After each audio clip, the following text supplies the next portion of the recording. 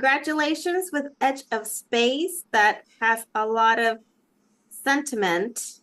Uh, I feel like it's a little bit of a love letter to pilots and their wives, spouses, partners, and with a touch or major touch of being very patriotic.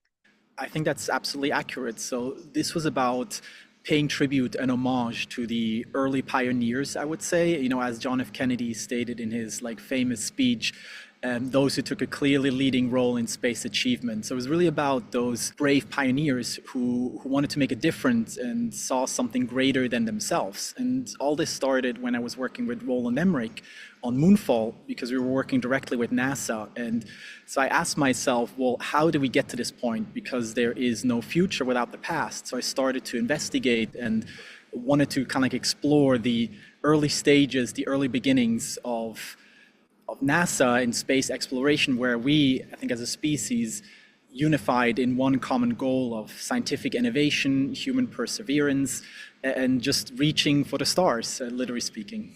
You have a lot of people talking about how a big budget film you brought us. And the big question is, how much did it take to film this project? Because it's also like everywhere they're saying that your film is turning heads in Hollywood. Yeah, definitely was very ambitious in size, scale, and scope. We wanted to convey that epicness and really that bigger than life, those extraordinary circumstances. So it took a lot of favors. A lot of people believed in this. I think especially in the US, and I guess generally speaking in the world, people are very excited about exploring the unknown. And so people just came together believing in it. I can promise you, it's definitely, we didn't spend as much money as was put on the screen. It was really just a labor of love where so many people came together and granted us favors and wanted to be part of something special. We did this in 4 days. So that was quite an ambitious undertaking, but we worked really fast and efficient and effective. And I'm just really grateful for everybody who came together and believed in me, believed in the project, and wanted to be part of Edge of Space. And the cinematography is exceptional. And in my book, I feel like it takes us to the level of like a Top Gun. Thank you so much. Yeah, the cinematography, my cinematographer Daryl Hefty and I, we wanted to really have those visual aesthetics. And one massive influence was Terrence Malick, because he, for instance, Days of Heaven or The Thin Red Line, he mostly shoots during magic hour and golden hour. So we wanted really to capture that special light, like that magical moment. So right when the sun sets on the horizon and we have like this beautiful cloud. So thank you for noticing. So yeah, most of it was shot during magic hour using available light. So we had bounce board, and we figured, narratively speaking, for the story, it sort of like fit the story to kind of like shoot it with that nostalgic feel and with sort of like the sun setting and the sky. So we wanted to work with the sun and the moon, obviously, and make sure it was lit as naturally as possible. And you're winning over viewers with that alone. So it's brilliant. Thank you. Yeah, no, film to me is a visual medium. So I think storytelling should rely on telling the story with images, right? Of course, we have dialogue for the subtext, but for us, we really, as you notice, there's not a lot of dialogues, but there's really the story is told almost like solely based on the images and the emotions that the actors convey. And so that was really a challenge, or that was really the objective and the goal for us to really, how can we tell images or how can you tell the story with images? And that was sort of like the goal that we set for ourselves. As I watched, I wondered why you decided to take us to the 60s in this film. You kind of answered my question when you mentioned JFK earlier. Was it always the idea of making this film for back in that decade? Yeah, because in the history of space exploration, in 1957, there was Sputnik, the satellite that the Soviets sent to space, right? And that's sort of like really was the beginning, ushering in the space race, so to speak. And that culminated when Yuri Gagarin, the Soviet cosmonaut, orbited Earth. And that's when really, let's say the United States in this case, really came together, and Kennedy gave this rousing speech and promised, like it's pretty much one man's promise to to land a person on the moon by the decade's end, which happened then in 1969. But yeah, so it really started in 1961 with Yuri Gagarin orbiting Earth, and then came the Mercury 7, then came Gemini, and then came the Apollo program with Buzz Aldrin and Neil Armstrong. Neil Armstrong being the first person to land on the moon.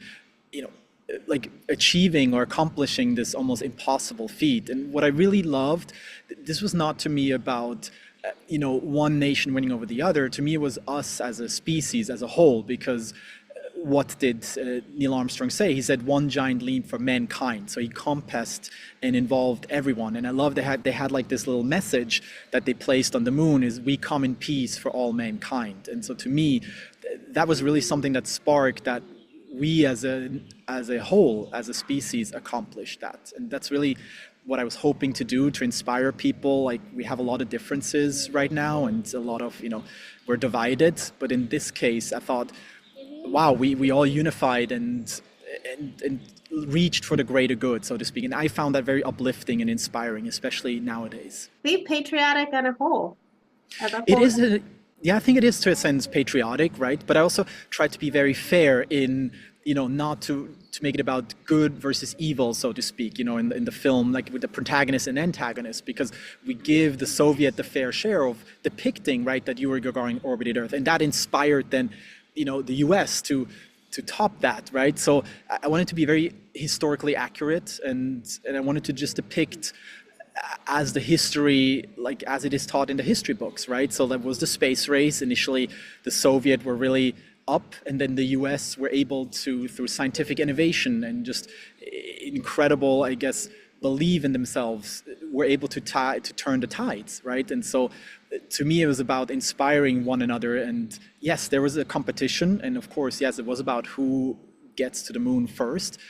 But to me, still, it was about innovation at a time where just these scientists and these brave women and men all just wanted to reach for something, like ad astra per aspera in Latin. The hard road leads to the stars. And sure, we had differences. Let's say, politically speaking, you had the communist, and then you had the, let's say, capitalist approaches or political spectrums. But then still, it was about us as a species going to space, in my opinion. Tell me about the setup where you had this dialogue about, son and father. It's not the flying that counts, but the landing. Yeah, so that was a prologue. I thought it was really beautiful to start the movie in 1945. World War II has just ended. There was this era of, hope, right? And so we have this kid. And to me, the film is also about the impact and imprint that our parents or role model have on us as we pursue our own ambitions, or as we pursue, to reach for our own dreams. And to me, this was a very intimate moment, also a little bit a nostalgic moment, very inspired by Steven Spielberg's Empire of the Sun. It's just an intimate moment between father and son, and they share this, like the father inspiring his son, and the son stepping then into the footsteps and initially wanting to reach faster, higher, and further than his dad. But then in the end, like as the protagonist's arc comes to a close, he realizes any parent is proud of their kid, right? Regardless of what. But I thought that was initially the drive of the character. And as he goes through this arc, he realizes, wow, my dad would have been proud regardless, because I became a pilot. And so that was a moment where I figured, I think it's very interesting when we start with a kid and then we follow that journey, that trajectory of how he eventually ends up achieving what he most desires or hopes to accomplish. Well, thank you again for your time. Congratulations on the Edge of Space that you have people talking about, and being one of the 15 films right now. Yeah, live action short film. Yeah, it's quite humbling, and I'm very proud and excited. It's incredible. You never start a movie thinking that this would be happening, and just to get the recognition from the members of the Academy of Motion Picture Arts and Science is such an honor. And I'm just eternally grateful, and just the film's journey, and to the team and cast for making this possible. Yes, indeed. Well, thank you so much again, and congratulations. Thank you, Nancy, for your time. Thank you. Welcome.